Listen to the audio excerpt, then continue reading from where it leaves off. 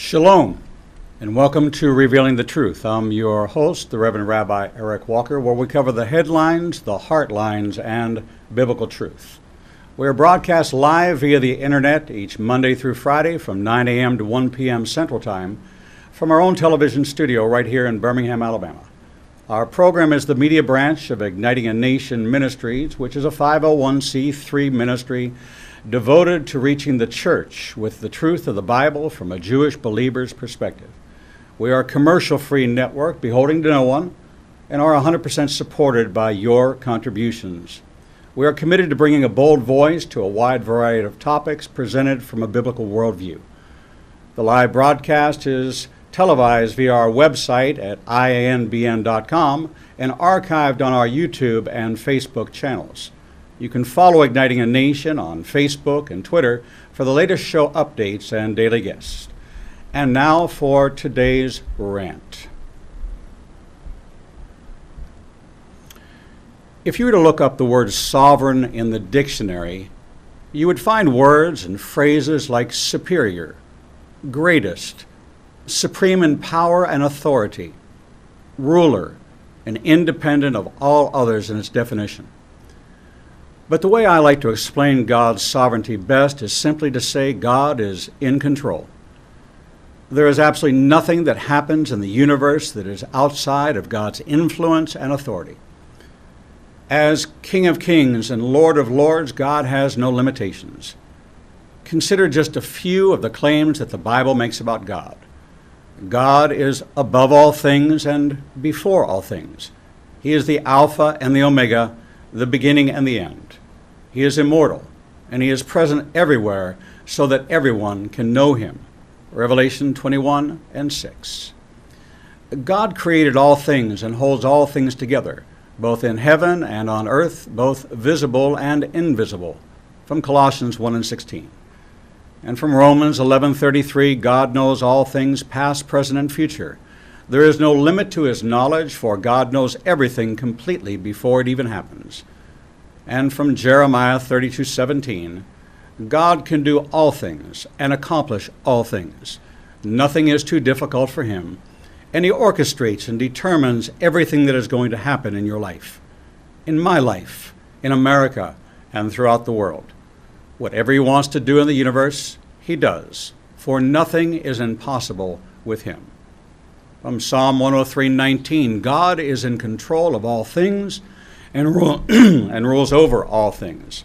He has power and authority over nature, earthly kings, history, angels, and demons. Even Satan himself has to ask God's permission before he can act. From Psalm 103:19. That's what being sovereign means. It means being the ultimate source of all power, authority, and everything that exists. Only God can make those claims. Therefore, it's God's sovereignty that makes him superior to all other gods and makes him and him alone worthy of worship. Just as peasants always bowed before their king for fear of offending the one who had authority to take their life, God's sovereignty compels us to bow before him. But unlike corrupt earthly kings who abuse their authority to terrorize their subjects, God rules in love. He loves you and he wants the best for you. A.W. Pink, in his book, The Sovereignty of God, writes, "What do we mean by the sovereignty of God? We mean the supremacy of God, the kingship of God, the godhood of God. To say that God is sovereign is to declare that God is God. To say that God is sovereign is declare that he is the Most High, doing according to his will in the army of heaven and among the inhabitants of the earth, so that none can say his hand or say unto him, What dost thou?" From Daniel 4:35.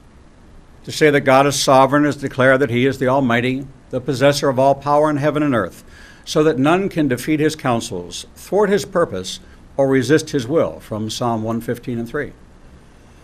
To say that God is sovereign is to declare that he is the governor among the nations. From Psalm 22:28. Setting up kingdoms, overthrowing empires, and determining the courses of dynasties as pleases him best. To say that God is sovereign is declare that he is the only potentate, the King of Kings and Lord of Lords, from 1 Timothy 6:15. Such is the God of the Bible. Over the past 8 years, we have allowed political correctness to overshadow truth and sat quietly by as our moral compass has been compromised. As believers, it's now time for us to take a stand and take America back. The balance of power within our borders has shifted to minority rule and more rights granted to those who violate the biblical mandates of right and wrong. Prayer has been taken out of school. Murder of unborn babies has been legislated by our government.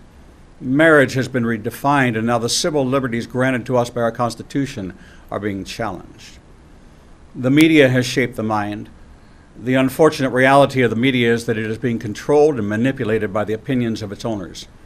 The images and stories are designed to convince you of a prescribed worldview.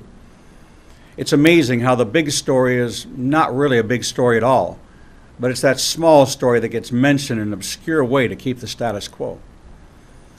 America's foundation is freedom. America's framework is the Constitution. Our foundation and framework are solid, but the inner workings of government have become corrupt. The very same greed, avarice, immorality, and idol worship that has brought judgment to the nations in the Bible are rampant within our borders.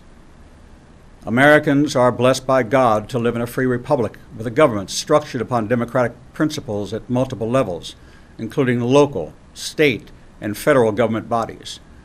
We are privileged to be able to vote, elect our government representatives, and influence our decision makers and lawmakers.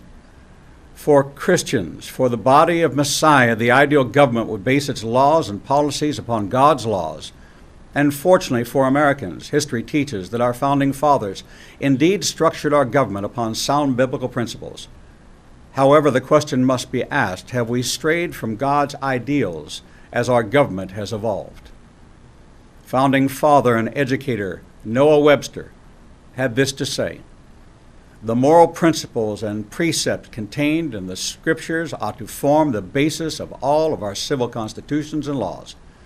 All the miseries and evils which men suffer from vice, crime, ambition, injustice, oppression, slavery, and war proceed from their despising or neglecting the precepts contained in the Bible." Ronald Reagan,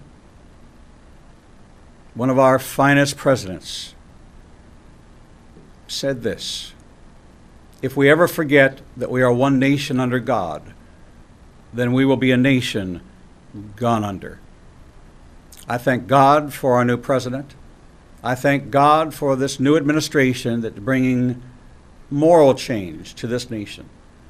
I thank God that He inspired the writers and the authors of our Constitution to craft our Declaration of Independence, our Bill of Rights, our Constitution itself, based on the writings and the teachings and the sermons of those who are willing to stand up for what is just and right in the sight of God. Let us continue to pray for our president and for this new administration, that our moral compass would be reset and that we would take America back for God. And that, my friends, is today's rant. When we return, we'll talk more about the Bible and government. We'll be right back.